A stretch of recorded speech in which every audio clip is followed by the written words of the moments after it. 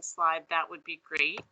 I want to welcome everybody to our fourth MeCHAP Veterinary CE webinar series, and I want to welcome all of our friends from New England as well as Maine, because we've opened these sessions up to the region, which is wonderful. Just a couple of housekeeping notes before we launch in on our Saving the Bacon Swine CE session. If you're not presenting, please turn your camera off and mute your computer, or if you're calling in on your phone, please mute your phone. We're going to use the chat function to ask questions, and we'll have about 10 minutes at the end for questions for all three speakers. If you have a burning question, something's very timely, or you just need to jump in and ask, just unmute yourself and go ahead and ask your question. But otherwise, we'll save them till the end, and I'll be monitoring the chat, so I'll facilitate making sure that the questions get to the speakers. We're going to have three speakers today, who I'll introduce in just a second. But in between each of their presentations, we'll have a short break, just about 5 minutes, and I will remind you of when those are happening. Do come back promptly, please, because we have some fun case studies that happen right after the breaks. And if you're calling in, I just want to remind you that in order to get your CE credit, Kathy needs to know who you are. So if you didn't already share your cell number with her, or if you had to call in today unexpectedly, just make sure you get that information to Kathy. Okay, if we can get to the title slide, please. Thanks, Carolyn. I'll go ahead and introduce our three speakers for today, who are speaking on Saving the Bacon, the value of post-mortem diagnostics for swine. I forgot to introduce myself. Most of you know me. I'm Michelle Walsh. I'm the state veterinarian and the state public health veterinarian for Maine Department of Agriculture, Conservation, and Forestry. Our first speaker today is actually my co-vet here at the department. It's Dr. Carolyn Hurwitz. And together with me and with Dr. Rachel Fisk, she directs the poultry and livestock disease control programs for the state of Maine.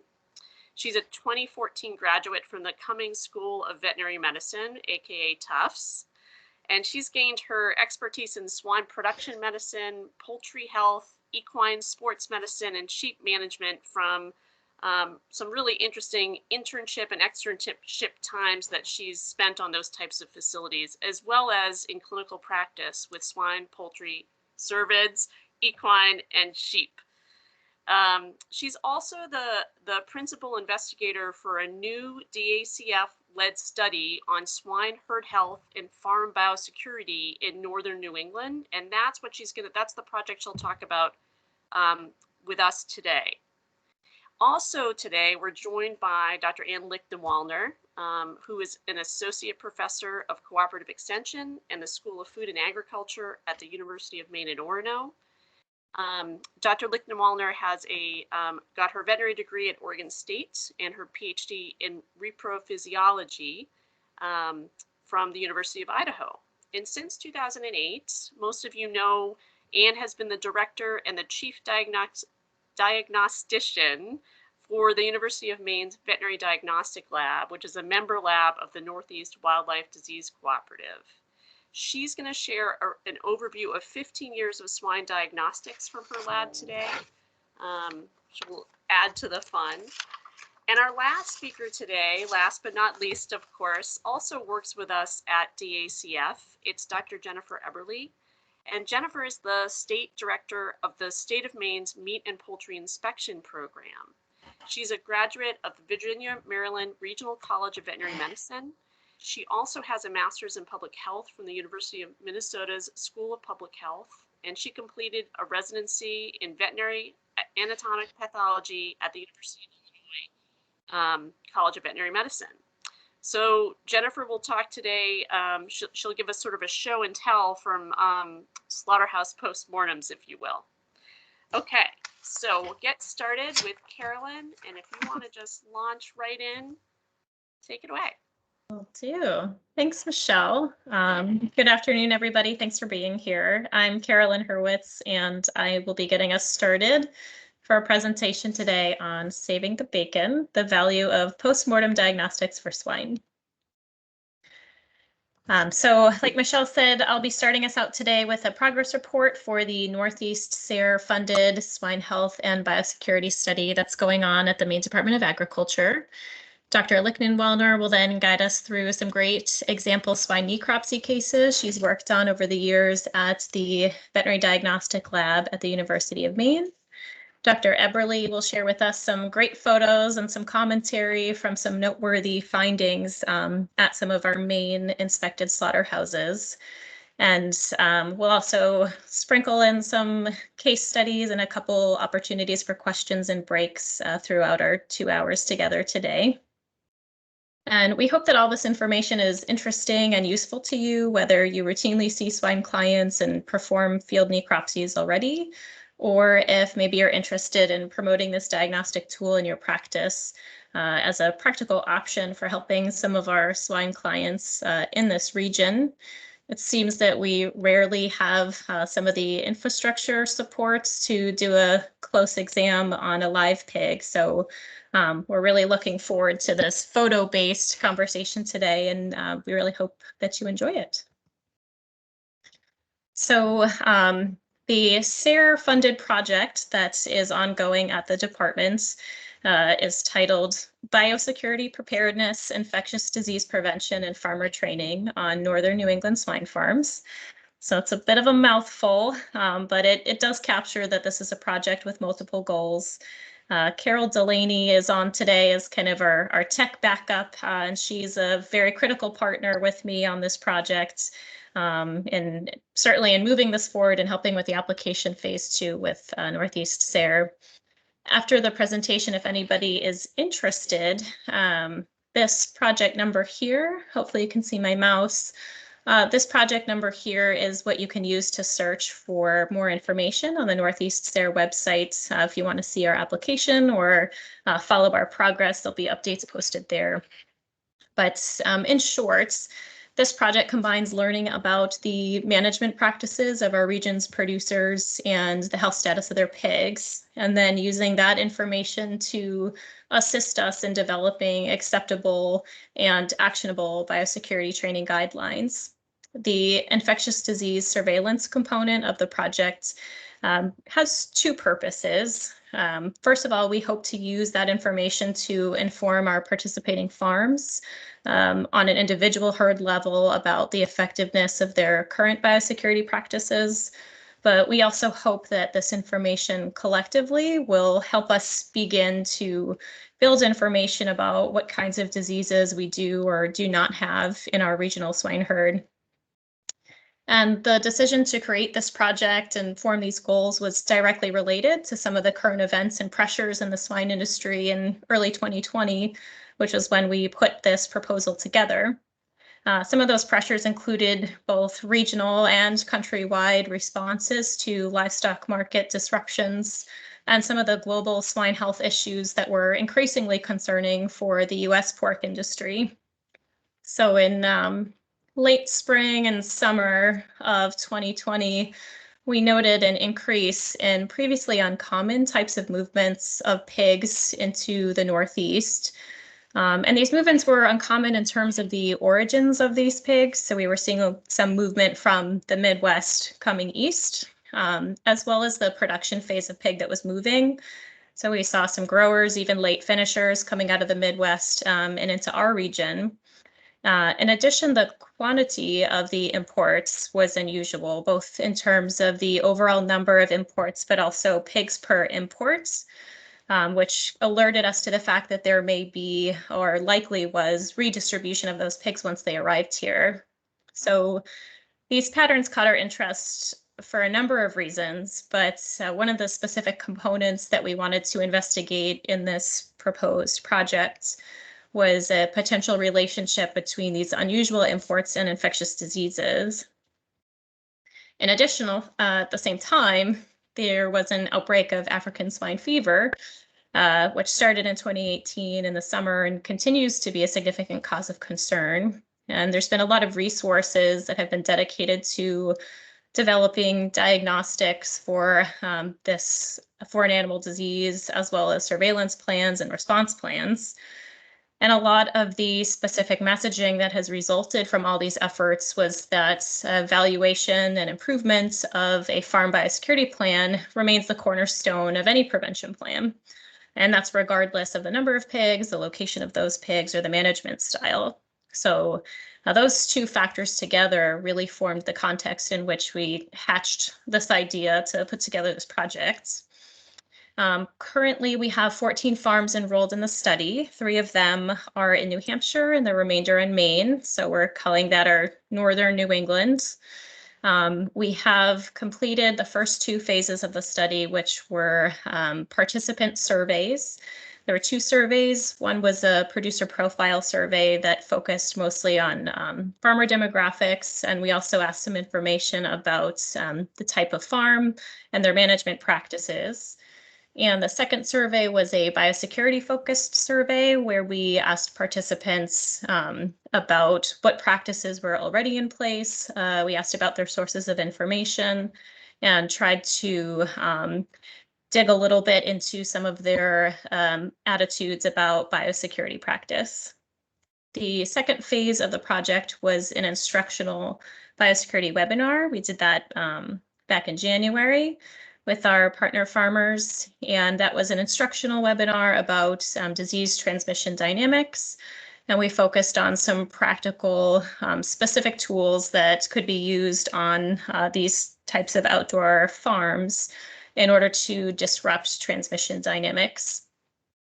So the third phase of the study, which is happening now, involves a site visit for each one of these participating farms. At this visit, we'll accomplish 2 things. We will do an on-site biosecurity practice assessment in order to generate a consistent evaluation of common biosecurity practices in place on our New England farms. We'll also answer farmer questions and offer site-specific recommendations for improvements. So we'll document all of that interaction. And then the second component is an infectious disease surveillance program. I'll provide a bit more detail about that a little bit later, but we'll be collecting blood, rectal swabs, and nasal swabs from a subset of the pigs on these partner farms.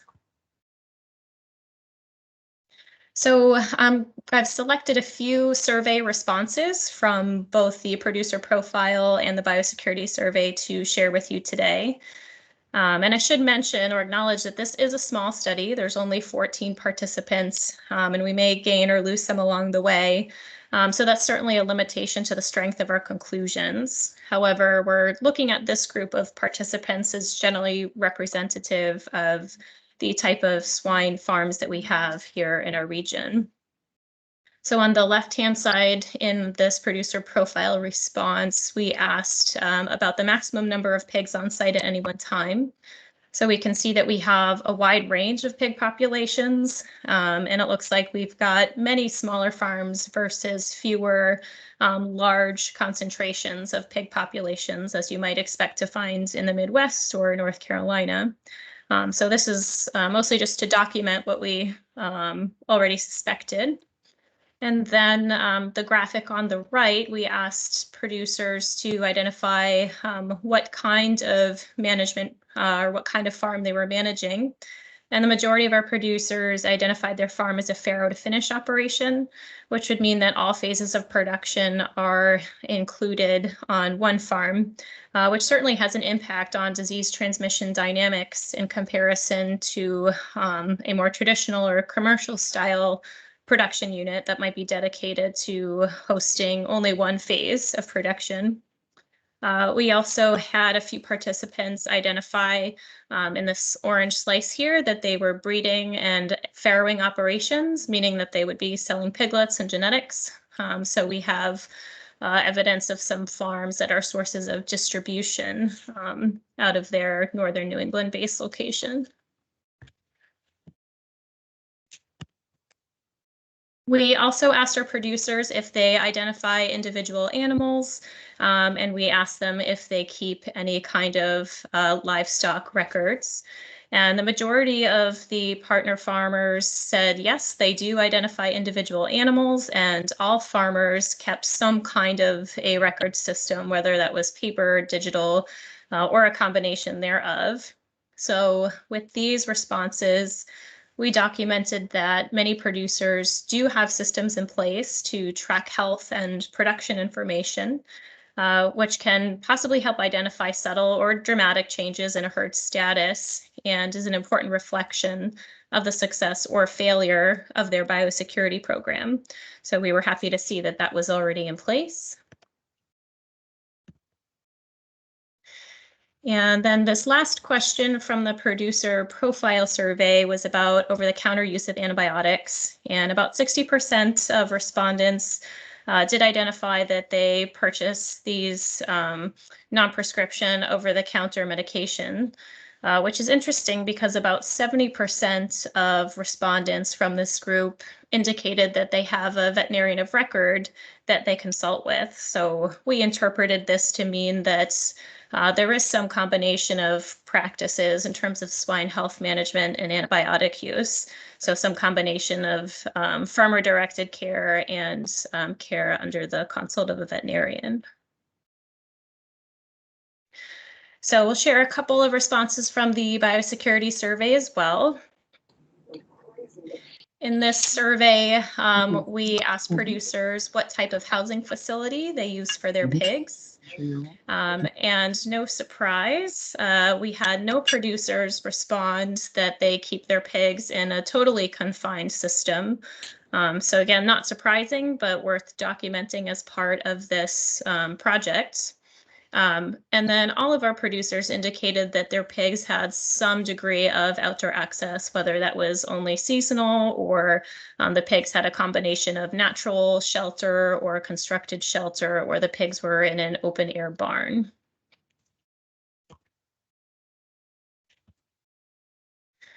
So to build on the swine housing statistic, we also documented some other animal exposures that might be common for our region's swine.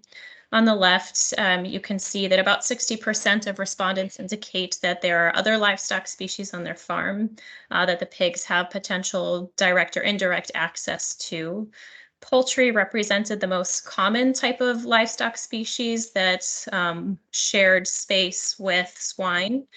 So chickens, turkeys, it says poultry there, but it should say turkeys. Chickens, turkeys, and ducks were most common. These were often free range that had access to the swine housing areas or their feed.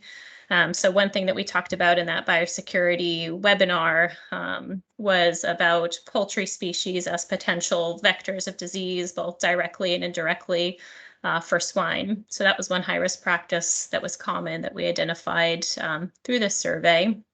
And then additionally, because all of these pigs have access to the outdoors, all of the farmers indicated that their pigs did likely have contact with wildlife species. Most commonly, that was birds, things like turkeys or barn swallows, and rodents. We also captured some information that was relevant to human public health. We asked our producers if they permitted visitors to access the livestock management or housing areas, and if they did, were these visitors allowed to have direct contact with the pigs? And this graphic shows that half of our respondents said yes, they allow visitors, and those visitors can have direct contact with pigs. About a quarter said they don't allow visitors into those areas, and then a quarter said they do allow visitors to access those areas, but they can't have direct access to the animals. And we felt that this was an important question to ask, number one, to document this practice, but secondarily to start a conversation with these producers to begin to investigate the value of this practice to them, to try to understand their motivation, even in the face of potential human and animal health risks. Which goes back to one of the goals of our project, which is to develop biosecurity trainings and recommendations that are both actionable and acceptable on the type of swine farms that we have here in our region. And then the last question that we'll show you today from the biosecurity survey is about swine necropsies. About 60% of our respondents indicated that they do perform routine necropsies or have them done for them on unexplained pig mortalities. And again, 70% of our participants do have a veterinarian. So this indicated to us that there's likely room for expansion of veterinary involvement in this diagnostic, but also that there's widespread acceptance and understanding of the value of these postmortem diagnostics from the producer's perspective. And we thought this was important because unexplained mortalities can sometimes be the first sign of introduction of disease to a farm, whether that's a common infectious disease of pigs, a reportable animal disease, or even something as significant as a foreign animal disease. So our overall survey analysis from both the producer profile and the biosecurity survey led us to conclude that the demographic of our swine industry leans primarily towards small farms and more small farms rather than few concentrated populations of pigs. These tend to be diversified farms with different livestock agricultural pursuits on one location. Most farms host all phases of swine production on a single farm. Agrotourism was a common practice and a common part of the farm business model. And feeding food waste to swine is actually a common practice as well. And this is kind of a loaded term depending on your perspective, but feeding food waste to swine was another important practice, both as a potential biosecurity management risk, but also for a lot of these farms in terms of decreasing their feed costs for their pigs or making use of a waste product from another agricultural pursuit on that same farm. Through our biosecurity survey, we captured information about the level of awareness of biosecurity practices in contrast to the amount of biosecurity mitigation steps that were in place on any farm. So there was a bit of a disconnect there. And interestingly, one of the most common questions that we received from our farmers was about vaccination schedules and deworming strategies, which we found interesting because 70% of our participants indicated that they had a vet of record. So that disconnect said to us that there's a difference between knowing which vet you're going to call and actually having regular consultations from that veterinarian on your farm. And then overall, we documented a broad interest in postmortem diagnostics as a swine health management tool from the farmer's perspective. The products from this study are anticipated to be threefold at this point. When we started out, we had plans to prepare biosecurity guidelines that were tailored to management of New England outdoor swine herds based on the results of our field visits and the survey responses, and also to build a infectious disease surveillance report which would represent a snapshot of northern New England swine herd health, and that would be based on the surveillance testing that we do on farm as part of this study. Along the way, we added this third anticipated product from this study based on responses to our survey and some candid conversations with some of our participating farmers. And actually, Colt Knight from Humane Extension helped us to kind of craft this idea. We're going to add a necropsy prep sheet that's intended for the swine herd manager in order to give them some information about how to get the most out of their necropsy. So this will include things like what information to prepare for the veterinarian, how to store that mortality, and disposal tips for the mortality. This is our planned infectious disease surveillance menu. This is an active surveillance plan, so we're leaning heavily on serology. And of course, because of that, it's impacted by the vaccination programs that are already in place on these farms. So as part of the producer profile, we asked for that information. So that helps to actually kick out a couple of other infectious diseases that we were going to conduct surveillance for. But the diseases that we did ultimately select were based on that fact, as well as common infectious diseases that are known to circulate in commercial swine, specifically in the Midwest. We historically have low case numbers of these diseases, so it'd be really interesting to see what our surveillance reveals in terms of confirming that that's true, or maybe encouraging us to do some more diagnostics. on our swine herd. I put this together with some very generous and patient help from Dr. Linares and his colleagues at the University of Iowa, the veterinary diagnostic lab there. So I owe him a big thank you for his patience and help. We've got 2 herds that have already been tested, so we've got 12 more to go. So the final project update should be available in May or June of next year. So that will include a summary report as well as those 3 project products that I mentioned a little bit ago. And if anybody is interested in knowing more about this project or would love to get involved, we would be really happy to hear from you. My email address is here. You can reach out to me directly. Another ask is our veterinarian, our animal health division maintains this large animal veterinarian list on our website. So this is just a screenshot from our website where we host that. If you're on it already and would like to add swine to your practice, we can certainly update that. Or if you're not on it and want to be, please let us know. But we keep that updated list there for producers that are looking to connect with a veterinarian. They can find that information there.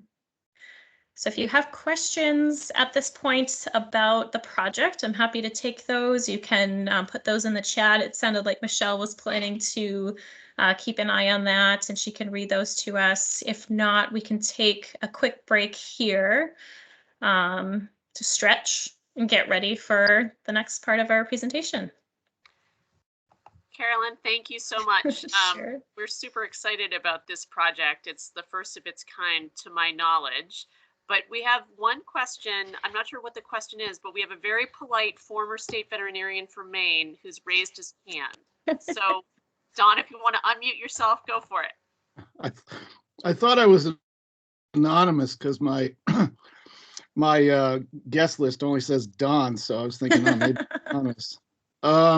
Yeah, I missed the first few minutes of it. I'm sorry, and so this may have already been addressed, but I was wondering if there was any discussion in the survey with the farmers about garbage feeding, whether you ran across any licensed garbage feeders, and just because that's such a big concern with many of us who were involved in emergency response and who are now involved in emergency response, that that it's always thought that that garbage link could be a way that a foreign animal disease was introduced. And so I was just wondering if you could discuss that a little bit. Yeah, it's a great question, and thanks for asking it. And it was actually kind of an interesting point of discussion with our producers because we call it garbage feeding because that's the term. But a lot of our producers took offense to that actually, because they are feeding, maybe skimmed milk or buttermilk from their dairy to their pigs, or vegetables from their farm to their pigs, or they collect nuts from off the farm to their pigs. So to call it garbage, I'm now more sensitive to that. But in terms of any licensed garbage feeders, we don't have any that are included in this study. And it was certainly part of our conversation with our producers during the instructional webinar. We covered different types of we talked about disease transmission in general, and then identifying potential sources of disease transmission and feeding of food waste, including meat products. To specify that distinction is one point of education that we're trying to accomplish through this study. So it was an interesting conversation with several different layers to it, which was interesting for me. Yeah, I mean, I just think anytime we have a chance to talk with swine producers, and I understand how they might take offense at the term garbage. We define garbage, or Right. the federal government and the state defines garbage as anything containing meat. So, and I just think anytime we engage with the swine industry, it's good to just mention that and say, even people, I don't know, people coming from abroad and throwing your meat sandwich in with your pigs I'm just very sensitive to it, or have been. And, that's the way the foot and mouth outbreak started 20 years ago.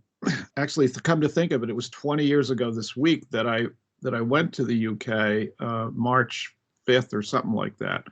And that was introduced through a swine feeding operation in Newcastle, and then spread throughout the country. And he was an illegal garbage feeder, so. Yeah.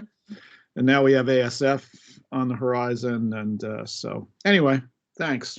Yeah, thank you. Yep. Good points. Yep. Any more questions or comments? I don't see any others in the chat, Carolyn. So maybe this is a good time for us to take a couple minutes for a break. If maybe we could come back at about 12:35, we'll get rolling with the first case study. Great. Let me see. We'll leave this up there for anyone hanging out. Thank you. Yeah. Is the sound okay, Michelle? Yeah, it seems to be great. All right. Thanks.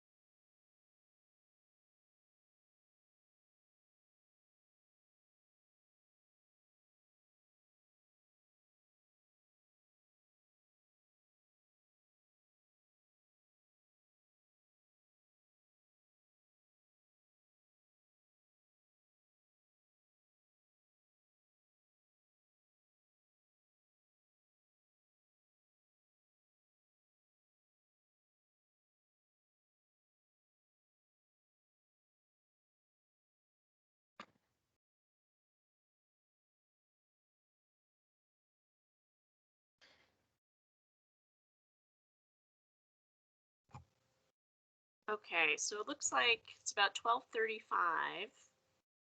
Carolyn, are you leading the first case study? Yeah, I'm just going to introduce that. It kind of sandwiches Anne's material, so I'll just launch into that, and then we'll have Anne. Great, take it away. Okay. Great. So hopefully, welcome back, everybody. We're going to switch gears now and introduce one case that will actually follow us through to the end of this presentation. And we're hoping to have a little bit of audience participation in a couple of slides. So hopefully everyone's geared up for that. So in this case, we've got a mixed breed farrow to finish operation located in southern Maine. This is a breeding herd, which consists of 10 sows and 2 boars, which are housed indoors. And there's also a market pig group, which are housed in an outdoor lot. There's about 120 pigs there of mixed size, ranging from 60 pounds to 200 pounds. This farmer occasionally sells piglets and brings in replacement breeding stock from off-farm sources. Their nutrition program consists of a commercial complete grower feed that is fed out to all age groups, and they are supplemented with waste bread and apples. This owner works part-time off the farm and has 1 employee. So that's our signalment for this case.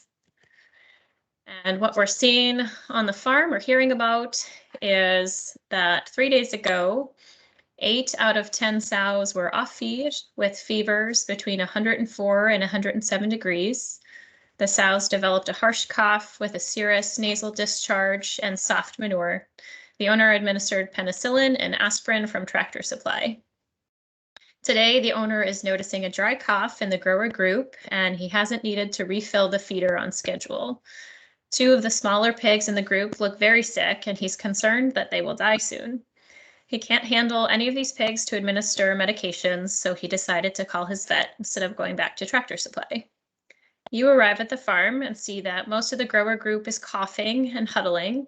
Some of the pigs are standing apart and they're working hard to breathe. And this is where we're hoping you might either unmute or maybe add a comment into the chat box that Michelle can share with us. Based on what we know about this farm and the clinical presentation, is there any other history you would want to collect at this point? And this is casual, we're just supposed to be fun, so you can throw out any comments or questions. And Michelle, I can't see the chat at all, so I'll just wait for any comments that do come in. So I am very impressed at how polite our participants are. You guys don't even bother raising your hand. Just go ahead and unmute yourself and jump in. So Nicole, go for it. Have there been any new additions to the farm? You went straight to the heart of it. Yes, there have been.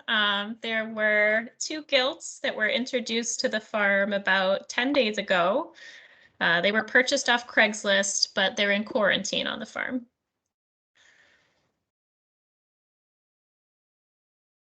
So to give credit where credit is due, there was another veterinarian very astute who asked the same question. Yeah, so. Excellent. Nailed it. All right, I'll offer some other information and then we can move on if there's no other comments too.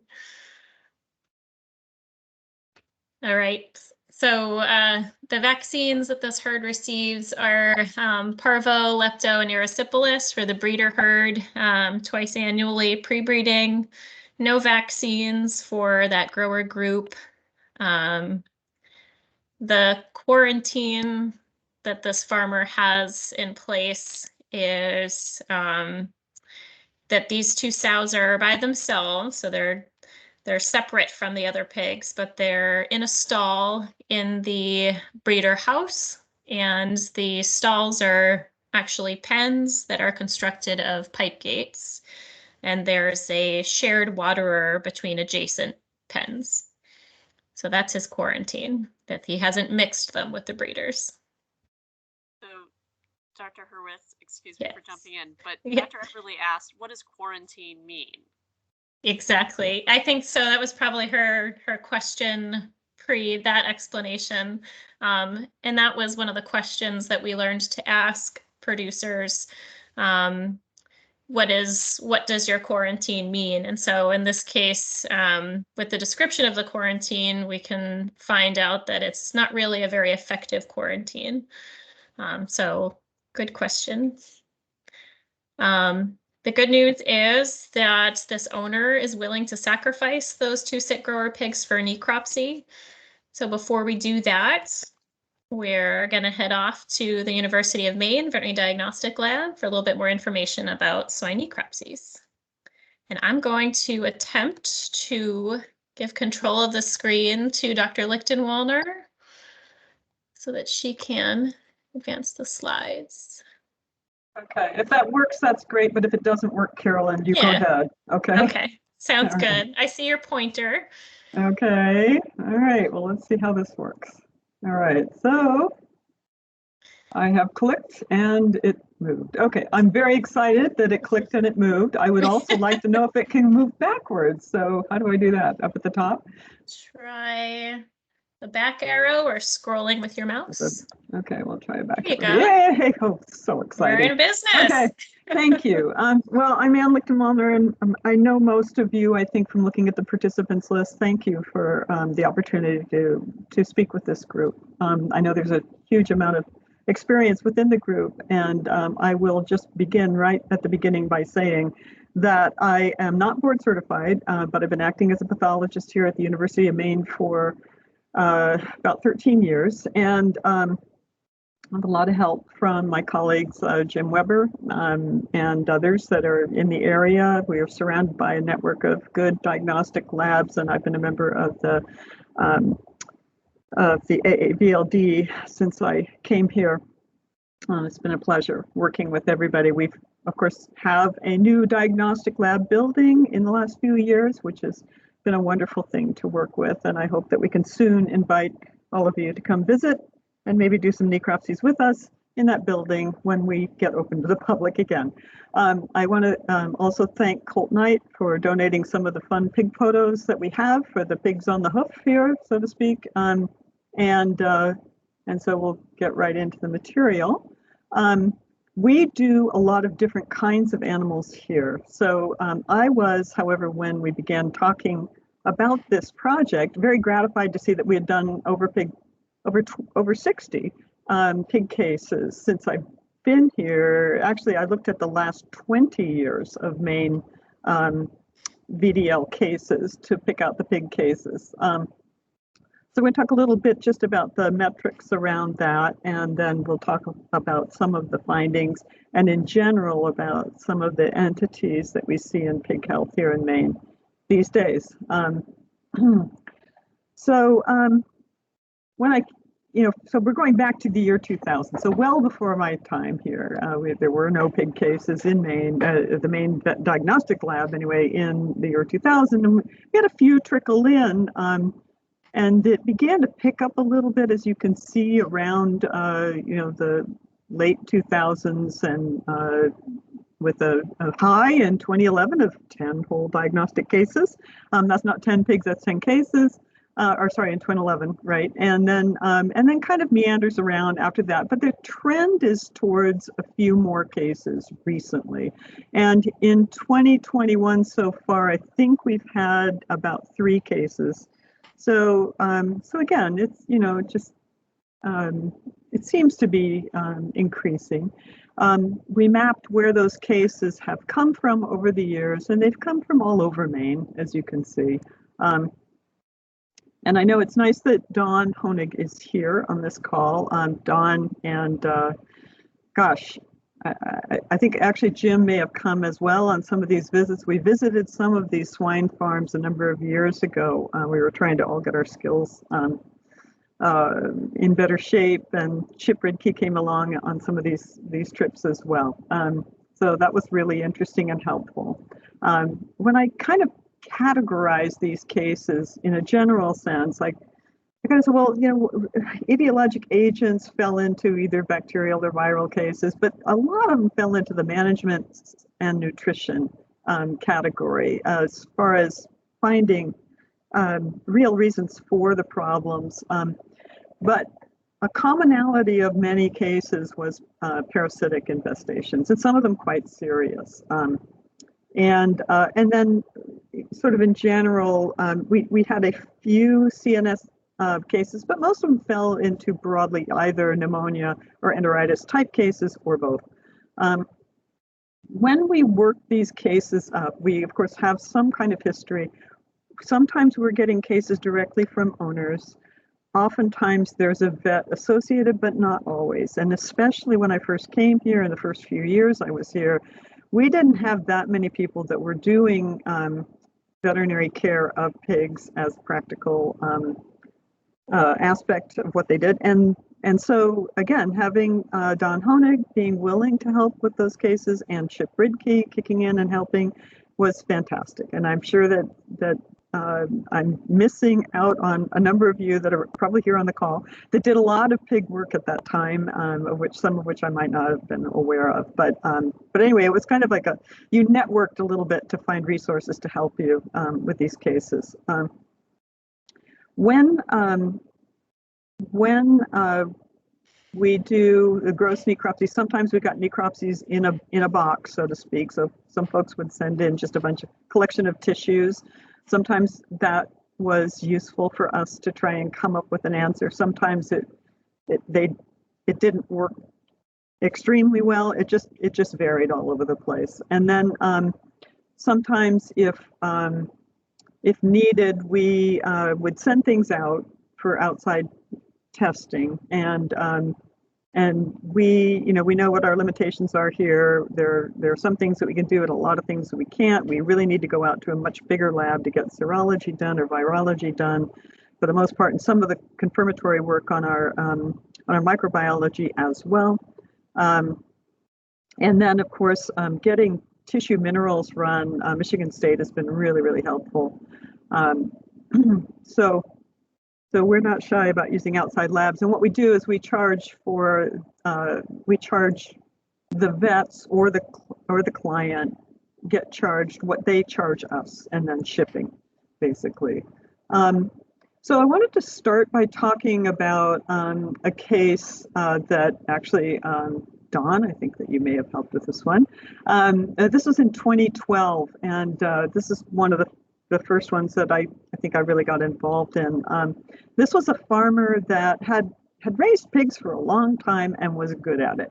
And they really, I think over the years, they may not have had a history of big losses that, Maine had, I think at the time, a history of being relatively isolated in terms of how these small farms interacted with other suppliers of animals, so that biosecurity wasn't perhaps as big a deal because we had this kind of isolation around us, physically and in terms of transport of animals. And so this farm also had a sideline that was profitable, where they would supply pigs for the greased pig contest for fairs. So there were some real public health issues with anything that was going on at this farm. And that year, while a lot of times they were pretty darn careful about bringing other animals onto their farm or moving animals around, they had trucked some of their pigs onto another farm, gotten into a lot of mud and manure, and basically then had brought the truck, or I think it was a trailer, back to their farm. And then they noted some problems in the farm, but they really didn't have a history other than that of contact with other farms. So now they had this problem of reproductive losses in some of the sows and pneumonias in the piglets. So we traveled to the farm and we worked this up, and we did some vaginal swabs on the sows that had lost piglets, and we found that they were strep and enterococcus positive, Brucella negative, and pseudorabies negative by serology. So that was somewhat interesting, but the fecals, we ran around and grabbed fecals from the different pens of pigs, and we found that the ramp pen, which was the young pigs, I guess, they had a lot of ascarids in that pen, and that was a muddy pen that the pigs were kept in and fed in for long periods of time. So there was, I think, quite a cycle of reinfestation going on. And then they had a lot of Balantidium coli. Whether that was really a problematic organism or not, I don't know. And then one of the piglets that had pneumonia was positive for strep suis, So that was pneumonia and not CNS disease in that piglet, but nevertheless, there's some concern about zoonotic issues with strep suis, of course. But those problems were kind of classic pig problems. And however, this was the first farm that I was aware of. And of course, I had only been here for 4 years at the time, but we ran where we found some positives for some of the more widespread and modern diseases like PRRS and mycoplasma and circovirus. We tested 18 pigs from a couple different pens on the farm for those entities, and we were concerned about this. And I have to go back and just excuse me for just a second here and get back to my notes on this.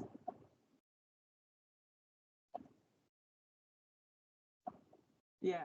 So sorry. So these pigs, so some of these pigs were positive for PRRS, mycoplasma, circovirus, type 2, and parvovirus. And so we had a number of cofactors in this particular case, plus the strep suis to be concerned about. And this is a biosecurity sign from a different farm, which I thought this one was from, it was a converted potato storage shed that they had made into a pig housing facility. That was interesting, but I liked the biosecurity sign and the fact that the pigs were enclosed. So anyway, there were some points I think that the first farm could learn about biosecurity. Let's see.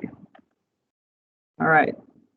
So here's another case that fell into that nutritional category. And I think, there's almost always some kind of nutritional or management issue with the cases that we end up seeing. And one of the things that our lab does is we try to give people feedback on that, whether it be the vet, we hope the vet and the client, sometimes just the client if that's what came to us, is just the client. We want to match vets with clients, but we can't always do that.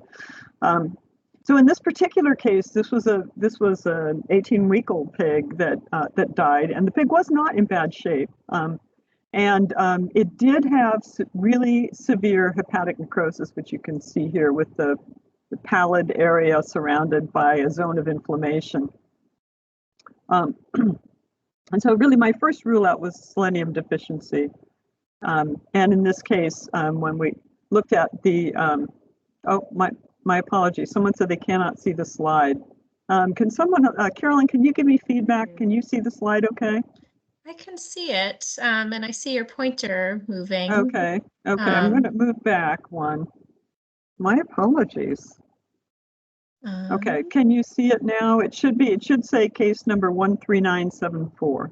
Correct, that's the one I'm looking at on the shared display screen. Okay, now they say I think we're good now. Okay, good. Thank you. Thanks. Yep. Thanks for the feedback. Anyway, so this kind of really acute, severe hepatic necrosis is not inconsistent with that selenium deficiency, and this one was pretty deficient. So I wanted to also say on this slide that in general, it's kind of like I'm sure most of you are familiar with in cattle as well, that we see a lot of low copper in Maine, and it can result in clinical manifestations of disease, whereas the disease entities might be there in the background, but not manifesting because the animals had good nutrition. We do sometimes see low copper, and we not infrequently see low selenium. So just an FYI. This is another case that kind of fell into that nutritional and management category. This is our old necropsy lab with Brenda in the background. But these pigs were being raised for custom slaughter for basically for a high-end restaurant. And so the people that were raising them were well-intentioned. I think they were kind of learning as they went a little bit. These pigs all had some gastric ulceration, but this particular pig that had died and been sent to us had basically several things going on. And and it turned out to have an E. coli septicemia and kidney inflammation, but there were multiple things going on. And so probably at the bottom of the line, those two factors of mild gastric ulceration and an umbilical abscess were basically what was causing the problem that ultimately led to death of the pig. So here's the umbilical abscess. And I don't know if you can really see, but there is some fluid leakage from that lesion into the abdominal fat. And then here we can see, you cannot see, but the abdominal, the peritoneal fluid, which was pussy. And then this animal's obviously bloated, but also there is malposition of the intestines, and there was a mesenteric volvulus in this case, along with enteritis. So we're seeing a lot of post-mortem change here too, but it was an interesting case, and that I think there were several different things that led to the problem. Now the gastric ulceration, that can be due to finely milled feed, migrating parasites. I mean, there could be several different things. But anyway, I just wanted to say those are also some commonalities that we see. In this particular case as well, this is a young pig. It is thin and anemic. So you wonder about iron around the time of birth. And then this pig also had meningitis and encephalitis. So it also had low selenium. So it had kind of a cofactor in the background that was possibly causing immunosuppression. We did get a strep species. Sometimes we don't identify them fully as to species. But to basically grow a strep species from the brain when you have CNS disease as well makes you wonder about the strep suis. And also, I wanted to point out these little ecchymotic lesions on the feet. So these pigs that are septicemic often do get patchy erythema in either the skin or the feet. And Carolyn, how am I doing on time? Let's see. It's just a little bit before 1 o'clock, so I think you've probably got a good 10, 15 minutes more. I think we're in good shape then. Thank you very much. Mm-hmm. Okay. So this is another one that's an ain't doing right piglet, 22 pounds at 3 months old. So it's under size for the breed. And it also had this greasy appearance to the skin and some hair loss. So it didn't look like we had an issue with mites or other ectoparasites, although we did not do a skin scraping on this animal, but we didn't see what would make us think of Sarcoptes. And this animal had died in a group pen, and so you usually will see, if they're in a group pen and one dies of natural causes, you will oftentimes see some cannibalism and biting. And that's what you see here with the redness on this animal's neck. But we did get a staph dermatitis. So kind of classically, what they talk about is staph hyacus, but this was a staph chromogenes in this case. So greasy pig disease kind of thing. And then this also had very severe roundworms and 475 ascradova per gram of feces. And this was in February, so you wouldn't necessarily tend to see your highest production of ova from enteric parasites during that month of the year. So it may have been underrepresenting the number of parasites that this animal was harboring. And of course, it's not just having, or really not at all, having the adults necessarily in the intestines that are causing the problem. It's the migrating larval forms that led to those adults that oftentimes leave problems. And so in this case, we had a really severe fibrinous pleuritis and pericarditis in this animal. And you can see the fibrin bands here up along the costal arch, and I don't think I've got pictures that really tell how bad that animal looked.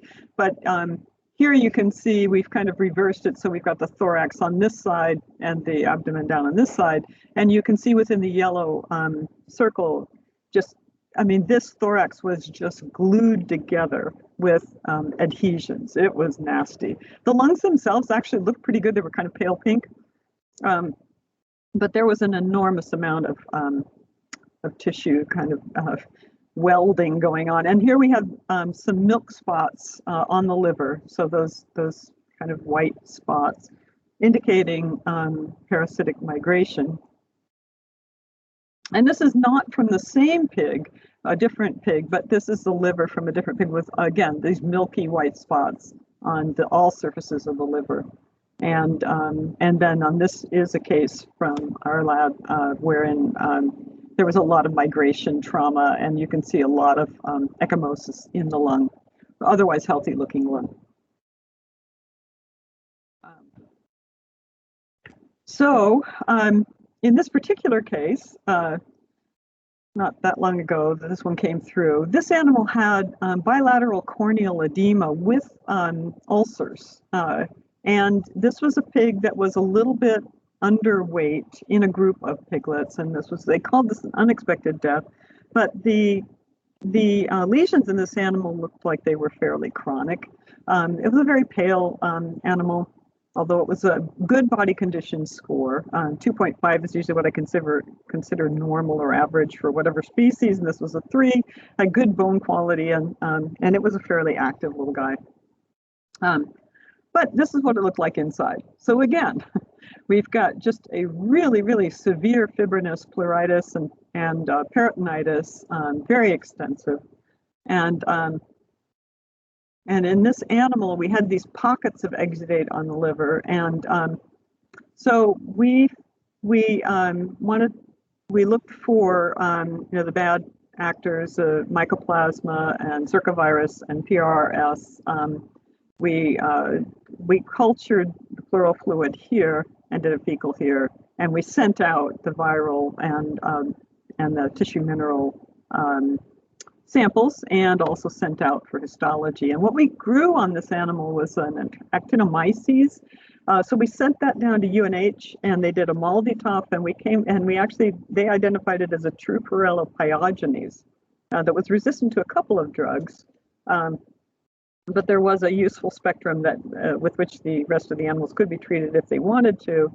And then we did find ascarid ova, and this animal was Mycoplasma hyarinus positive, but negative for the other viral entities. So again, a fairly recent case, and the picture has nothing to do with the case. It was just a bunch of pigs in a group, and then this pig was being raised in a group. So these are always, kind of group issues. And so treating that group was an option that the vet might choose to do or not. But maybe more importantly, we found very low copper and a little bit of lead. So that's not a high level of lead, 0.1 parts per million, but nevertheless, any lead in a food animal is somewhat of concern.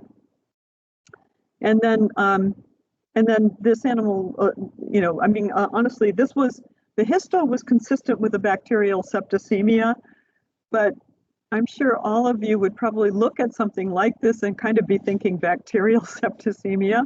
I sure would. And you can see a pool of pus right here. I mean, this was a nasty case. So anyway, I just wanted to pass that along to you. So one of the things, though, when we give people this information, we do our best. We want the clients to be using a vet. And whether it's a chicken or a farmed deer or a horse or anything, if we have a case come through, we want to get the person who sent the case to us thinking, oh, there aren't enough vets around here, or I cannot afford a vet. We want them to have a vet. And so we encourage them by giving them information and just saying, get a hold of your vet. You need some help with this. So it's one of my favorite slides, and by a former humane student. So well-prepared farmers don't have as many problems. That's my belief. And farmers who are just, kind of trying to throw a bunch of pigs into their backyard and make do are going to have these kinds of problems. So we did have a pair of pigs recently that were euthanized, and they were also a little bit small for their age. One had a respiratory syndrome, and body condition score was not too bad. Again, group housed. And so, excuse me, so this was, I think, the same farm from the pig that in a previous case. And so they had some bronchopneumonia and a focal lung abscess in this pig that had some respiratory syndromes. A little bit of cystic kidney, which was kind of an oddball finding. I don't think it had to do with anything. Obviously with the milk spots on the liver, which I think you can see over here, this is a reflection, so are these, but up here, these are more like milk spots. May have been some parasitic migration causing problems, but the lung cultures gave us, again, an actinomyces species, so it may have been the same as the others. And then these animals had a lot of what looked like esophagostomy nodules in the colon and rectal walls. We didn't see any ova of that particular parasite, but there were really quite a few. And this is a picture that Henrietta Buffet supplied many years ago. We were talking about ascarids in pigs and people at the time. But we did on that particular case, we got some fecals from sows and we didn't see anything, but from the 2 sets of feeder pigs from which those piglets came, we found quite a lot of coccidia, pretty high numbers of coccidia, but they were ascarid negative as well. So I think they had a history of treatment, but unless they had a history of also trying to remove the ascarid ova from the environment, they were going to have a persistent problem over time. So in general, and this is just a slide that shows where our cases in general come from in Maine for the VDL, which is all over the state.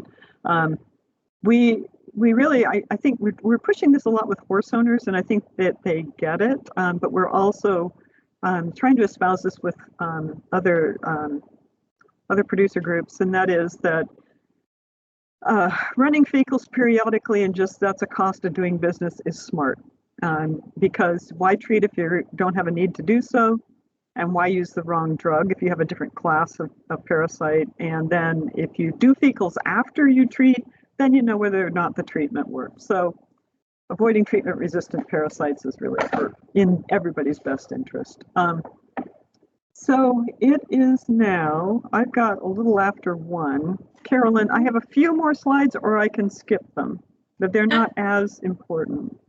If you want to run through them, I think that'd be great. All righty, so we will get going. 1:20, this is Michelle. Oh, Perfect. thank you, Michelle. Okay. Thanks, Michelle. Okay. So with the thing about pig ascarids, and all of you know this, I'm sure, but is the zoonotic aspect that Ascaris suum is basically probably the same species as humans get, and so, or else it coexists really well with people. But at any rate, it doesn't matter. At any rate, it can be zoonotic, and it probably doesn't cause huge problems in people, but it's certainly upsetting, especially if it's in your baby's diaper. And so, because it's a rather large one. So the other thing about it, though, is that ascarid ova in general tend to persist really well in the environment over time. And it's certainly true for horse ascarids, and seems to be true for porcine ascarids. And I know that we've kind of done a little work on that in the past, but certainly we could all improve on our messaging to farmers and their visitors. So over half of the farmers responding to the SARA survey who want visitors to come in and say hi to the pigs, and I can't blame them too much. It's nice for people to be around animals, but we should probably think about some of those zoonotic issues if kids are eating the dirt. And composting does not kill these organisms, these ova. So how do we get rid of pig ascarids in soils when people insist on, and will probably continue to insist on pasture raising their pork or having their pork are having their pigs like dig up areas and things like that.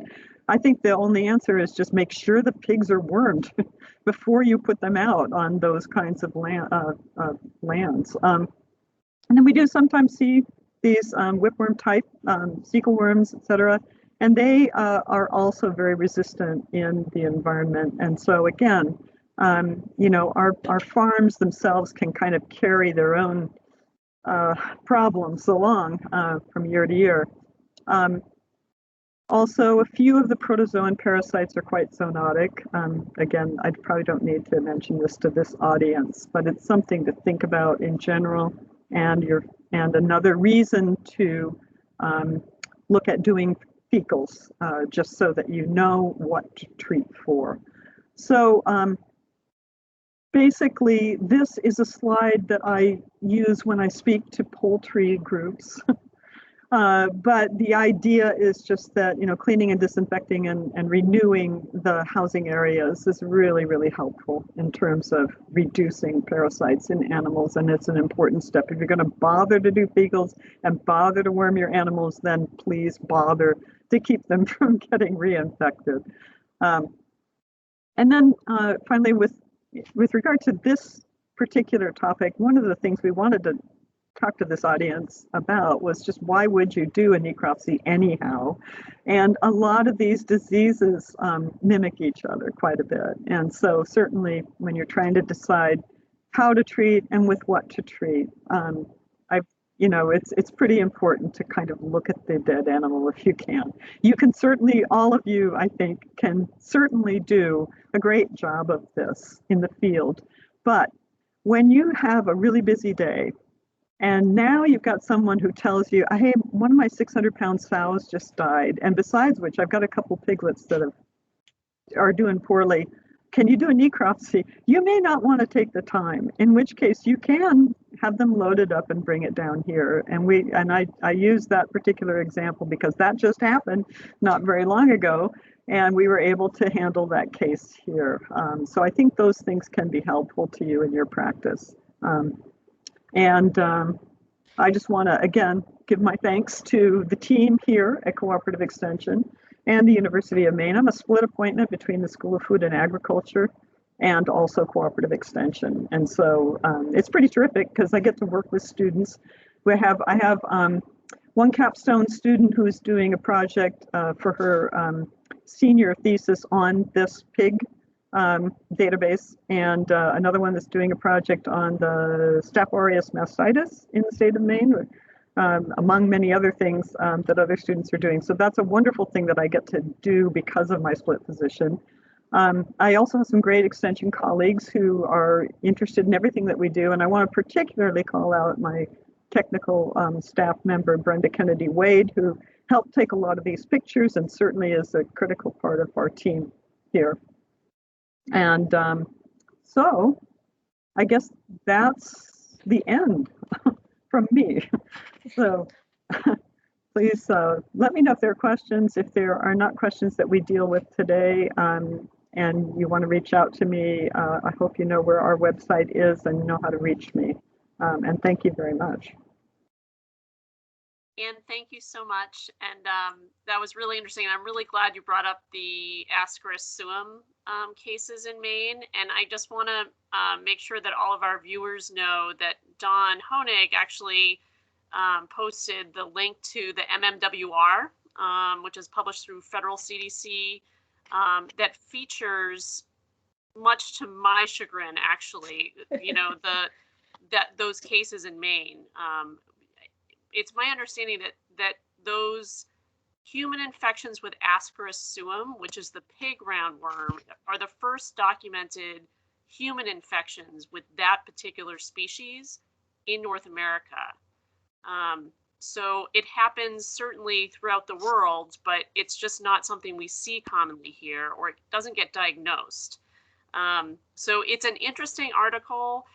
Just a sort of kind of funny note, and I'll just, I'm only hogging the airtime here, no pun intended, because I don't see any questions in the chat, but I will encourage people just to unmute and ask. But 5 years, almost to the day, after one of those swine farms that had the human cases was discovered, they called me. This is after John had moved on to other exciting aspects of his career, because their mother, the mother of the swine farmers, had found an ascarid in her stool. This is 5 years after they had gotten rid of the swine.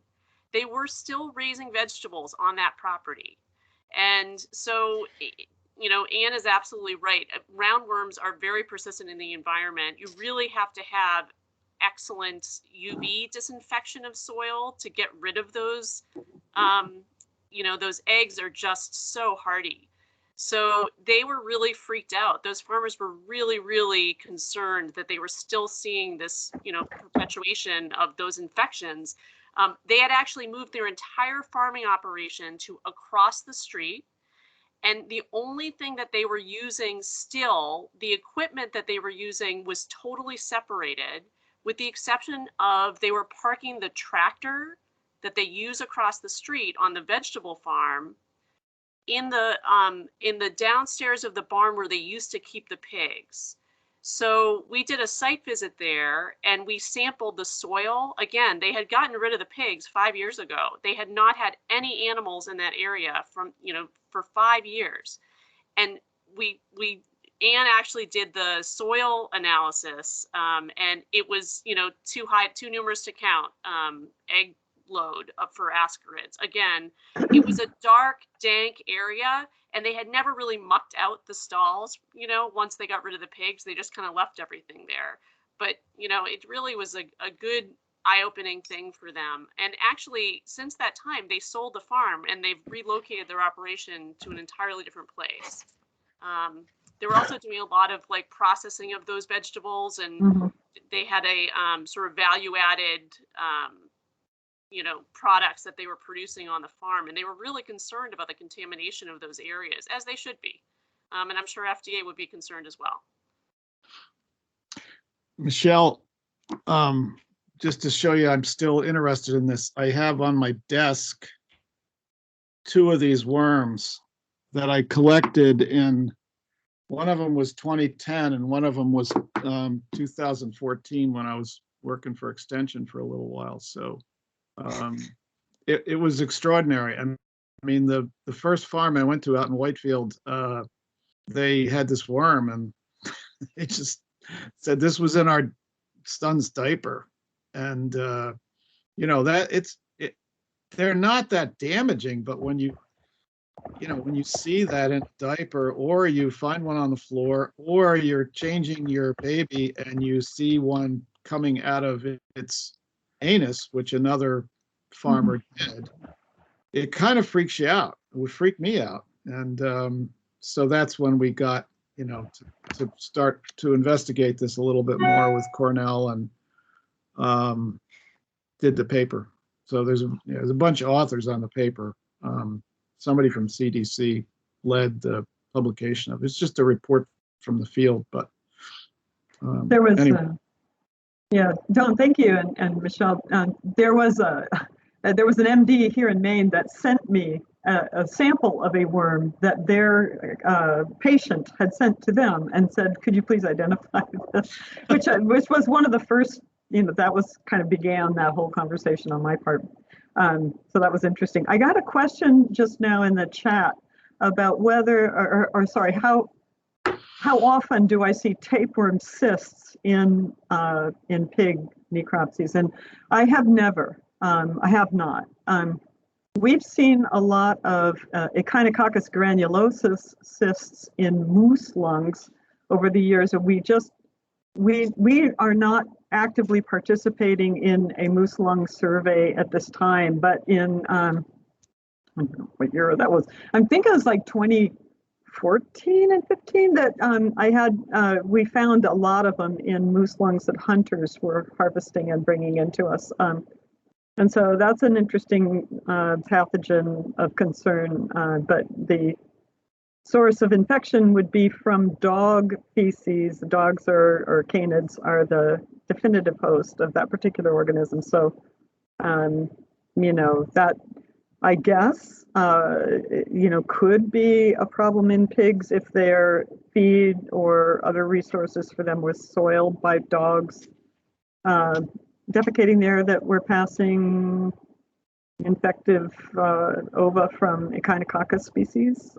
But other tapeworm cysts, or any tapeworm cysts in pigs, I have not seen.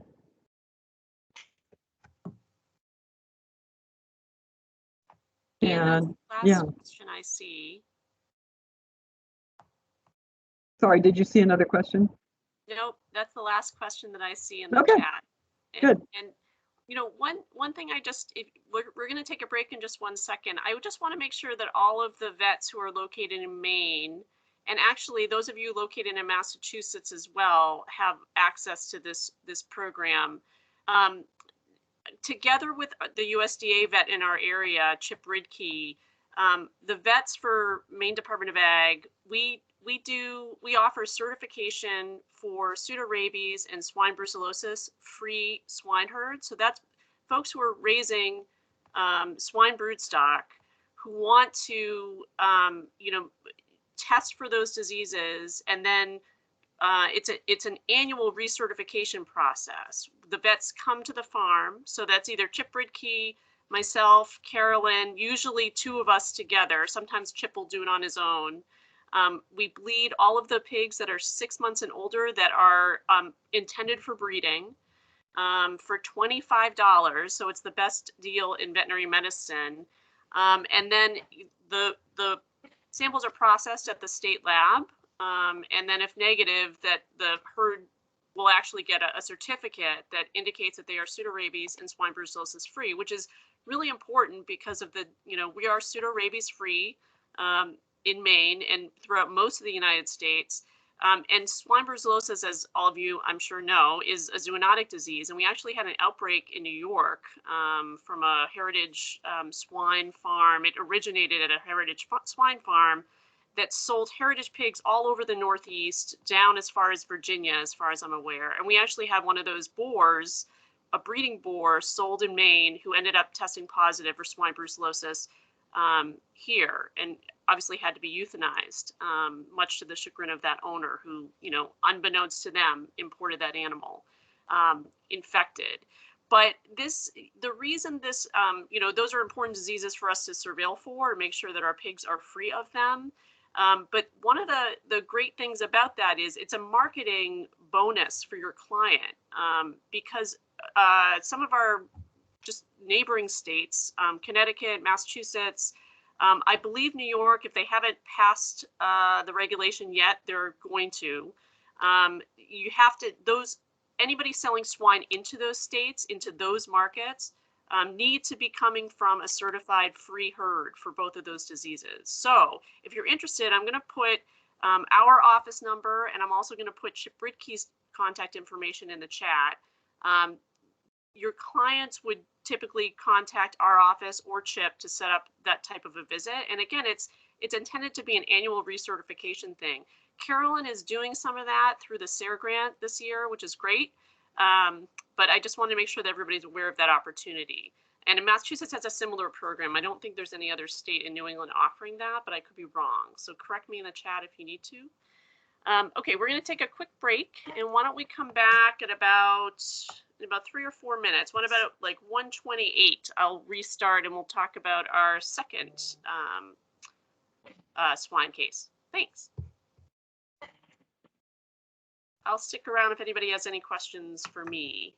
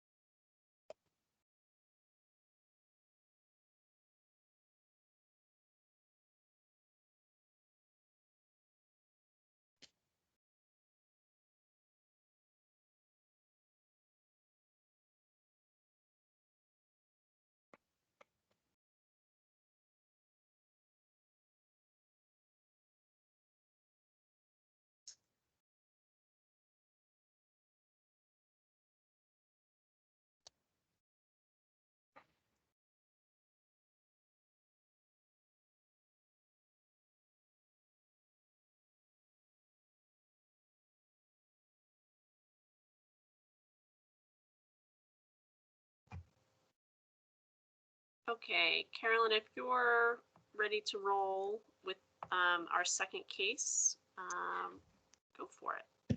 Yeah, we should. Can you hear me okay? Yes. All right. So we will wrap up case 1 quickly and then introduce case 2, which is really just a continuation of this so that we have enough time for Dr. Eberly to get through all of her slaughterhouse material. So for this case, remember this was the farrow to finish herd with the respiratory issues. We have come back from the university with all of that information, and we are performing a necropsy on those 2 grower pigs. In this process, you find patchy, firm, non-collapsed lungs, which is this great picture down here. You also notice areas of dark red consolidation. Here's some really good examples here, in the lungs from these 2 grower pigs. Based on these findings, the signs in the herd and the herd's history, swine influenza virus is on your differential list. And so to confirm this, you've submitted some swabs from the airways for PCR testing, as well as pieces of fresh frozen lung tissue for immunohistochemistry or PCR testing to confirm your suspicions. Your results from the lab show this piece of lung tissue that stains positive to swine influenza virus antigen. That's all these brown staining here, which confirms your suspicions that this pig tested positive for swine influenza virus. So I'll run very briefly through a quick refresher of some of the more salient features of swine influenza. One of the most impressive signs of this virus is the sudden onset and rapid spread of the clinical signs of this virus. So fevers, coughing, nasal discharge, anorexia, that spreads quickly through the herd. So swine influenza typically has a high morbidity, and if it's not complicated by things like mycoplasma or PRRS, often a fairly low mortality. Classic swine influenza is the H1N1 type. However, some modern subtypes such as H1N2, H3, and N2 are now endemic in the North American swine population, though we rarely diagnose it here in Maine. On a necropsy, you might notice those upright lungs. That's the interstitial pneumonia caused by the virus. The airways may contain a copious amount of discharge with swollen or heavy, wet regional lymph nodes. If you are going to submit samples from your necropsy for testing, you can choose lung tissue, nasal swabs or airway swabs, as well as serum. If you are submitting swabs, you should use a synthetic material swab in viral transport media or sterile saline kept cool. Cornell and the Connecticut Veterinary Diagnostic Lab would be our closest non labs that can conduct that molecular SIV testing. Treatment for swine influenza is similar to other viral respiratory diseases, and the control of this virus, especially in our region, is going to rely heavily on biosecurity, plus or minus a vaccination program if appropriate. So if we did have swine influenza become endemic in our area, that would be appropriate. But that vaccination program really needs to be based on knowing either the regional subtype, if that was the case, or the type of virus that had presented on that farm. I'll mention briefly that we have both a state and federal level swine influenza control program. This is a screenshot, again, from the animal health website, where we host a list of reportable diseases of livestock in Maine. Swine influenza is an immediately reportable disease in Maine, which is not necessarily uniform throughout the Northeast. But it is immediately reportable in our state because we do not typically experience outbreaks of the virus, and farm level control to prevent spread beyond that farm is critical at an early stage. So the role of the Maine Department of Agriculture would be to partner with the diagnosing veterinarian to enforce a quarantine for that farm and potentially assist with coordination of some important diagnostic testing that could consist of subtyping of the virus, or if necessary, viral isolation and sequencing of the H and the N component of this virus, so the hemagglutinin and neuraminidase. And that would involve coordination with the USDA surveillance program. So the Department of Agriculture could be helpful with that step. Another thing that's important is that swine influenza is potentially zoonotic. So if this disease was diagnosed on a swine farm in association with human illnesses, that would be another important reason to involve the Department of Agriculture. In that case, those samples would skip the non-lab level and go directly to the National Vet Services lab. And the Department of Agriculture could assist with that. The federal program managed by the USDA is a little bit different. The federal program is not concerned so much with prevalence of this virus because it is endemic in the Northeast swine herd. This USDA program is primarily focused on gathering specific details about the types of influenza viruses that are in circulation. So swine influenza viruses that are identified at regional labs can be forwarded to the USDA lab, the NBSL, for more advanced diagnostic testing. So that could be sequencing the H and the N gene segments there. That information is helpful to keep track of what kind of viruses are in circulation and potentially detect early any spillover events or recombination of influenza viruses that are in circulation of swine. So that is our last bit of information about case 1 and swine influenza, which was diagnosed on that farm. Case 2, I'll launch right into. It's really not a separate case. It's a continuation of that case, and it's how we're going to link this information to our slaughterhouse. So from that swine influenza affected farm, there are 2 sows that had been scheduled to be culled. Those 2 sows had recovered quickly, so the producer felt that they were still fine to send. He read online that there's a meat withdrawal time for penicillin, which, if you remember, he gave the sow group. So he checked the bottle and it said 7 days, which is great. That worked perfectly with the slaughter date he had secured. He also read online that he should give the sows 5 times the labeled dose of penicillin in the muscle for 3 days. So that's the status of the sows, and now we're all headed to the slaughterhouse to meet Dr. Epperly. Hi. Hi, Jen. I'm going to try to give you control here. Okay. And actually, I don't see you in the list of people to give control to, which is inconvenient. If you just, it's fine. I'll just say next. Okay. All right. Okay. Sorry about that. So most of you probably have seen me or heard of me at some point. Hi, Henrietta. I replaced Henrietta. If you could maybe have your chat box open to the side. So if you go to the top of your meeting and there's that little like bubble with words, you know, talking inside of it, because I'm gonna ask for your participation at some point. So okay, so I'm the public health veterinarian for the Maine Meat and Poultry Inspection Program. So I'm the veterinarian who sees the cases that the inspectors flag. And when I was putting together this presentation, it was a little bit unfortunate because there's a lot of sort of boring pathology. I say boring pathology that we see that we don't necessarily have any pictures of because, you know, I don't care. Nobody cares. And so unfortunately, for some of the slides in here, I actually had to steal stuff from the internet because we just didn't have a picture of it. But we do have pictures of some of the fun stuff, so that's good. We have obviously a different clientele than Ann does. We see mostly healthy animals, and I would say if this presentation was on cull dairy, I could have gone on for a long time about things that I've seen. But we don't actually see all that much in the pigs, and that's a good thing. So we tend to see mostly healthy animals, and then we see the slightly sick.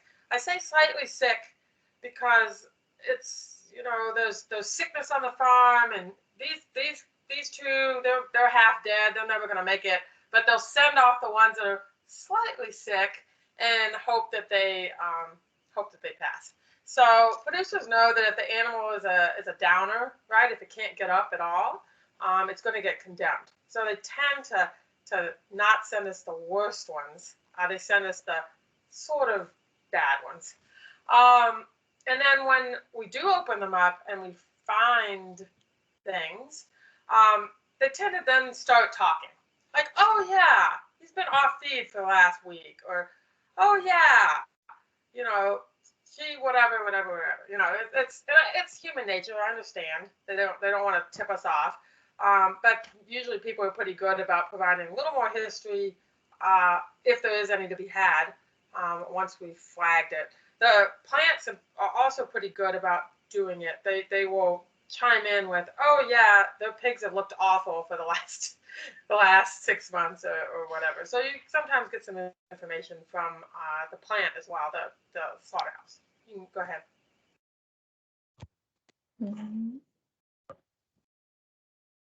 It's not doing it. So we see a lot of pathology reasons that are not something that we would condemn, or they're not food safety concerns, but sometimes we'll share them with the producer or the vet for their information. One that would be condemnable is if we see bovine lymphoma, for example. We will suggest that we don't ever communicate with the producer or the veterinarians if we can help it. We communicate through the slaughterhouse, but sometimes they'll ask, would you talk to the veterinarian? And we usually will. I don't like being blindsided when they do that sometimes, but for the most part, we just communicate through the establishment. We don't have a lot of diagnostics that we do. We're really looking for, is it safe to eat or not? We can send tissues for histopath, and usually that's what I will end up doing if I can't identify what it is, or I'm unsure if it's something I would have to condemn for or not. But we can't really save fresh tissues. If you came to us and said, oh, you did this pig for Farmer Joe, and I really like to send it off for whatever testing, you're probably out of luck, because we don't save any of that stuff. We might have some kidneys if we happen to collect them for residue testing, but in general, we will not have anything for you. Sorry. All right, next slide. So I'm just going to go through, it's mostly just pictures, and we're just going to talk about things I've seen, and I'll ask some questions, and feel free to make your guesses in the chat box. This is actually lower pressure, I think, because I'm not staring at you like in vet school, demanding an answer. So this first picture, I couldn't find a good picture. One of my vet school professors had this wonderful picture of all of these pigs at a trough, and they're all the same size except for one, and they were all just eating as fast as they could. And so I bring this up because something we probably do kind of see often is we'll see what my old vet that I used to work for called a realizer.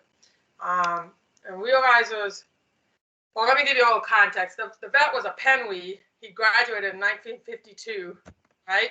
And he was old, crotchety Virginia vet.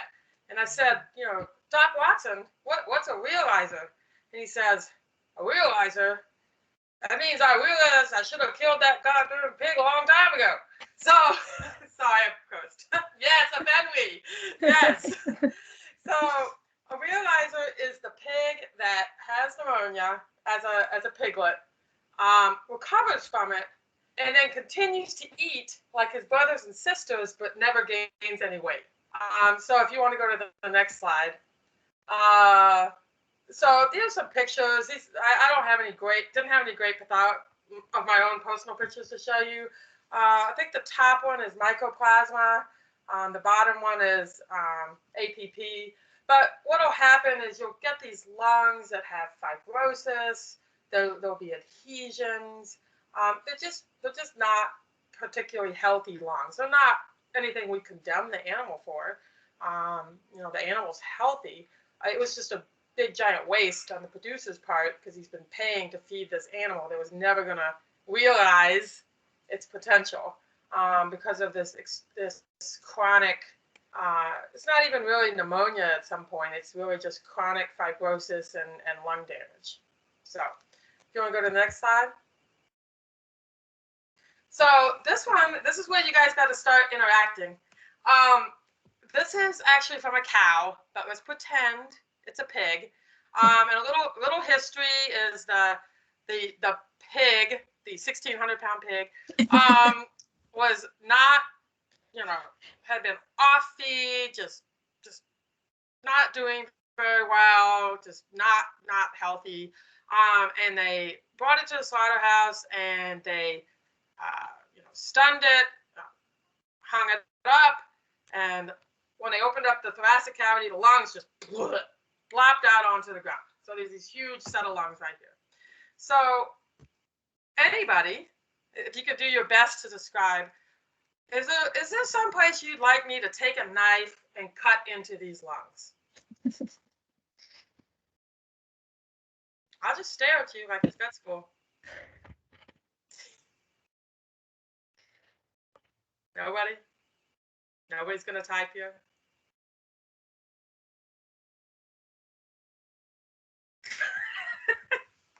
All right. So, since nobody's participating, why don't you go to the next slide? So, there you go. Thank you, Nicole. All right. So, the first thing you want to look at is, there you go. Thank you, Michelle. If you maybe advance one more. So you cut into that. Yes, the big purple spot. Thank you. You cut into that, and you've got this, area of consolidation. Maybe there's some bacteria there. I'm not sure. And you, this isn't right. This is definitely it's likely some kind of bacterial pneumonia. It's definitely consolidated.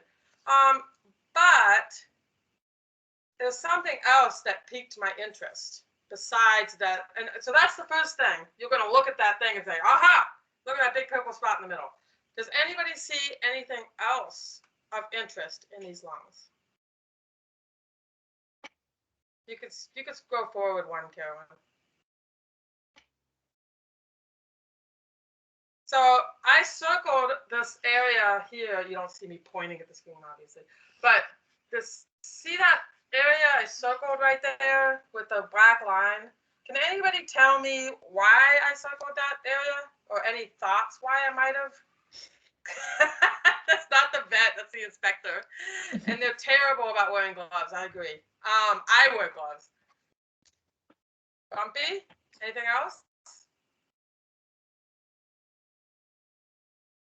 Do you see, and then you can all put your faces up to the screen. Do you see this kind of slightly darker, kind of branched shaped spaces there? So that's some gas, right? There's a lot of gas in between the septa of these lungs. Now remember when I said that these things were just huge and they just plopped out of this chest cavity? What you have here, you can go to the next slide now. What you have here is actually an interstitial pneumonia with bacterial pneumonia. It's a twofer. And the reason that this was important from our standpoint is an interstitial pneumonia is caused by a virus, right? And interstitial pneumonias are acute, and acute pneumonia is something you condemn. A bacterial pneumonia won't necessarily condemn. So this animal was condemned that day because it does have this bacterial, probably bacterial pneumonia consolidation. It's hard to tell, but it definitely has interstitial pneumonia, which is acute and had to be condemned for that. You go to the next slide. So these are pictures I stole from the internet, but if you look, just so you guys remember, the one on the top left with the black background, that's these are pig lungs. I found some pig pictures. This is an interstitial pneumonia. The lungs are too big. They've got, you can kind of see the little lines between some of the septa. There is some consolidation too. But if you look at your bronchopneumonia, which is on the bottom right, you'll tend to have these areas of perfect, the each colored lung is normal. It's nice and spongy and full of air. And then you'll have this consolidated bit there, which is pneumonia. Now, interstitial pneumonias are easy. It's viral, and we're gonna bacterial pneumonia. We have to decide, is it acute or is it chronic? An acute pneumonia is considered a food safety concern, and those animals would have to be condemned. A chronic pneumonia might not be a food safety concern. Cows especially are really super duper at walling off pneumonias and pretending they don't exist, and then you don't even find them until you have until they show up at slaughter. You can go to the next slide. So some of the ways to make that differential, to decide is this an acute or is this a chronic pneumonia, is you look at the draining lymph nodes. A lymph node that's big doesn't mean that much. If it's a chronic pneumonia, it probably has lymphoid hyperplasia of that draining lymph node. But when you find lymph nodes that have blood in them, or you find ones that are especially wet looking, that is suggesting this is an acute process, and it is most likely an acute pneumonia. Go on. So one of the other things we look at when we're looking at those bronchopneumonias is, has this become septic? Now, this is actually classic swine fever, which thankfully I have not had found in a slaughterhouse in Maine, but this is a really good picture of septicemia in pigs. A lot of the other things I'm going to talk about in the next couple of slides, I don't actually see much in pigs, but in pigs with septicemia, what I tend to see are these pinpoint petechial hemorrhages. It's very common. And so if I see a pig with a chronic pneumonia and this, I'm going to condemn it and probably call Michelle about the classic swine fever, but I'm also probably going to condemn it. You can go on. And just so you know, some of the other things to look for with a septicemia are wet lungs, wet cavities, fluid in the cavities. Next slide. You can also see, again, I see this more in bovines than I do in pigs, but you can see petechial hemorrhages on the epicardium is a good place. You could see it on the serosal the surfaces of the intestines. Any kind of pleural surface, pleural, parietal, yes, pleural, any pleura, you can definitely see petechia. Go ahead. So here's a couple of pictures just from the slaughterhouse. Unfortunately, this picture was taken with the inspector took it with the flip phone, I think. So not the best picture, but you can see that that pig, it wasn't just dirty. It was, and it all looked like that. And the producer was really annoyed because the slaughterhouse was really annoyed because if you go to the next slide, this is what it looked like when they took the skin off, because the skin was so bad that they couldn't. Usually they just use a scraper and they'll scrape off the hair, and use a flame to kind of roast off anything that doesn't get scraped. They just had to skin the thing because it was so. This is what it looked like underneath. So, do I know what it was? No, but my differentials were probably lice or mange, neither of which is a food safety concern. So I just moved on. Next slide. And really, that's the point. As a veterinarian, I'm intellectually curious, but as the slaughterhouse veterinarian, my concern is can I eat it? So this one was pretty cool. This was a pig, and you can see these are kidneys, and there's a bunch of white lesions on there.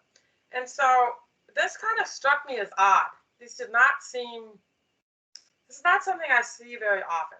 Because what you usually see with white spots on kidneys is that it's infarcts. If you go to the next slide, I gave it away. Go back. Usually infarcts are flat, right? And they'll kind of extend down into, because basically an infarct is when the nephron, the whole quarter-modular unit, has been replaced by fibrosis. So they'll kind of extend down into medulla. Well, these were just these kind of funny white things just on the surface of the kidney. and they would extend down a little bit, but they certainly weren't going down into the medulla. So I sent them off for pathology because if I don't, yeah, I have it, so I sent it off. And if you go to the next slide, this was actually nephroblastoma, which is supposed to be fairly common, but I don't see it very often. I thought it was really cool. So these are actually tumor cells that are doing their very best to try to make themselves some little glomeruli and make themselves some little tubules, and they're not doing a really great job. But it's just a congenital tumor. I think it's based on when I'm trying to remember embryology. Back when they like the ectoderm and then blastoderm, and I can't remember all the details, but basically they're these little rests of undifferentiated cells that get left behind in the kidneys, and then they just make these tumors. So that was a cool one. You want to go to the next slide? This is a pig one. I was surprised I had a picture of it because this is also fairly common, but the inspector was new and didn't realize what it was. But this was it looks like a torsed spleen, right? The spleen was twisted, the omentum's twisted around it. But something that's pretty common to see is at slaughter is somehow during the transport process, pigs tend to show up with these they'll just towards those spleens, and everything gets all wrapped around. So we always look at it if there's any sign of necrosis, that there was significant occlusion of the blood supply and the necrosis has started. If necrosis has started, then we're going to look at whether this is a food safety concern. But mostly this is a gee whizzer. If you go ahead and next slide. These are boring slides, but we do see a lot of little melanomas. Okay, I don't usually see ones this big. I stole these from the internet. But yeah, we're just little black melanomas, and they're not a food safety concern, so we just move on. Go ahead. This one was kind of cool. This was a liver. It's kind of hard to tell, but you can see the liver intact on the right. And then on the left, I went ahead and had the inspector cut it open, and we took a picture of it. Any ideas what this could be? Henrietta, I know you're there.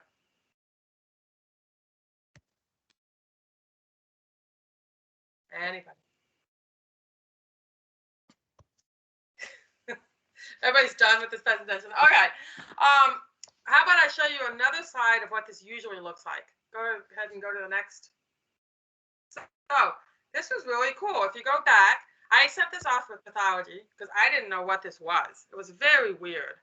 And when they did the histo, it was full of eosinophils. And I think it just, well, I mean, that's milk spots, but the prior one is when, for whatever, I think that particular larva must have just died there. And it had this, it's full of eosinophils, which obviously, you guys remember are the inflammatory cells that comes to allergic reactions. And it just had this really nasty necrotic eosinophilic lesion. So the pathologist thought ascarids, but I don't know. But we just dumped that liver and moved on. All right, next slide. And then this might be the last one. This one was really cool, and it was recent. So this is a pig, and remember I talked earlier about infarcts. And so my first instinct looking at that is, oh, it's got infarcts. Well, I don't see infarcts all that often on pigs. It's really more of a cow thing. If you go to the next slide, so there's a cow, and you can see, this one has infarcts. It has lots of times they'll be bigger or smaller, but there are these kind of white spots, and when they're healed, they'll be depressed. And I just threw a picture in there so you can see that an infarct goes down, and frequently they are kind of a little bit triangular shaped because it's the fibrosis of that nephron. So if you go back one picture. So I'm sitting there talking to the inspector on the phone because of the pandemic. They send me pictures now before I bother driving out. And so I'm looking at it, I'm like, it just doesn't look right for an infarct because it's not triangular, and it's not really flat, it's not raised. You know, what could it be? And then the inspector's like, oh, I got the answer, which is a surprise because usually the inspectors don't have the answers. Go to the next slide. And then this worm got out of it. So the inspector was not happy. The plant was not happy, but I was super happy because it was Staphylococcus tenatus, the porcine kidney worm. So if you go to the next slide, there's some worms up there crawling around in the perirenal fat. We don't see it that often, but it's pretty cool. It's cool. So go on. And then here's my last one where I'm wrapping up. Look at me, keeping the time. This is from the leg of a pig. I stole this picture. And you can see in the middle, see how it's kind of wet looking. There's some cellulitis going on there. There's some hemorrhage. This is an injection site lesion, which kind of segues me into my last slide, which is if we find an injection site lesion, you are going to be unhappy because we're going to be retaining your pig for residue testing. We don't test every animal that comes to the plant for residues, but there are a list of things we will test the animals for residues. That would be if there's a disposition, like if it's been pulled for me to look at, it gets a residue test. If there's a history of residue violations, which thankfully we don't have many, we don't have any in Maine at this point. If we find an injection site lesion during the slaughter process, the animals that come off of the fairs, you know, everybody wants their animal look real good at the fair, and not necessarily they're not necessarily doing the right thing, so they usually get residue testing. And then any known history of extra-label antibiotic use, inadequate withdrawal periods. We had a case a couple of months ago where they slaughtered the animals. It was a couple of sheep, I think. And then the producer called the slaughterhouse up and said, oh, well, make sure you trim out those injection site lesions because I gave them shots that morning before they went. And then so the slaughterhouse was smart enough to come straight to us, and we retained them all, and we tested them all for residues. But we will test those with a screening test. And you know, if you get a positive on the screening test, it will get sent off, and you won't necessarily lose the animal, but they might.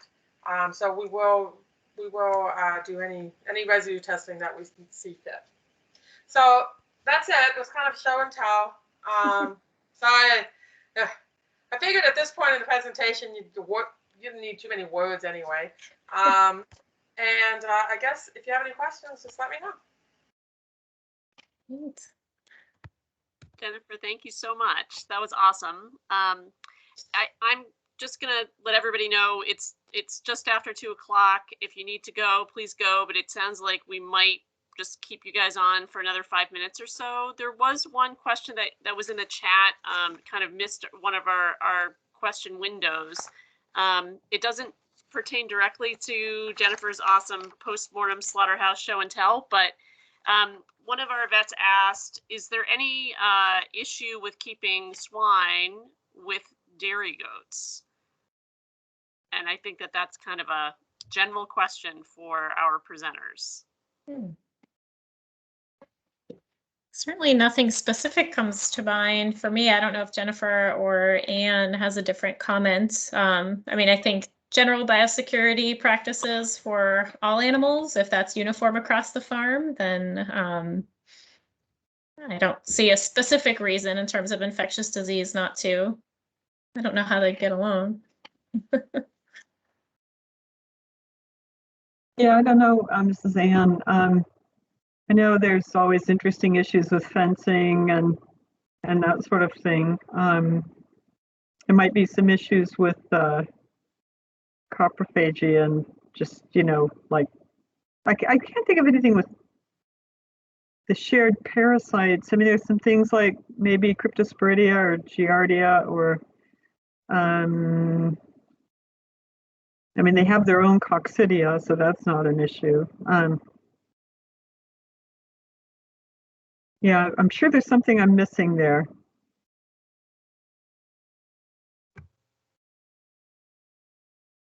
But not Thanks. sensitive, minerals issues and things like that, probably not as big a deal as it would be with sheep, with copper.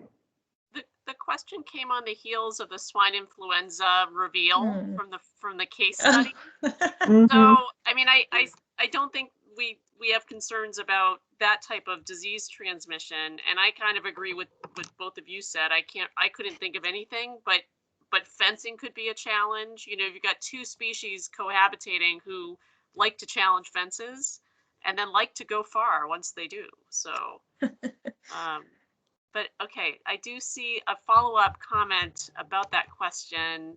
House separately, but might share common land. And so maybe this is more of a parasite-oriented question.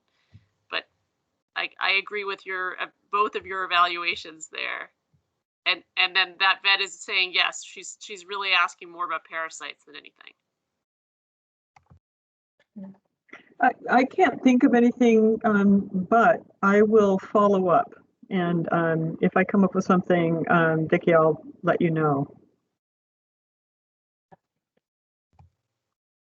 It's an interesting question, and it was a common one from some of the producers during the webinar, because it is very common to keep multiple species together, at least in the group that's participating in the project. So I'm interested in the answer to that question too, if it's different from what we're suspecting. Great. So you guys, I'm gonna just suggest we wrap up. I have a few folks who said thank you so much and goodbye.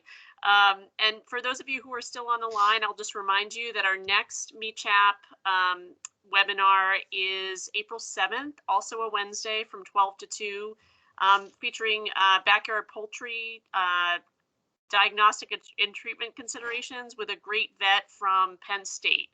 So please join us for that. That'll be the last of our spring series, and then we'll restart in the fall. I haven't scheduled those ones yet, but we'll certainly notify you guys via email when those are up and running.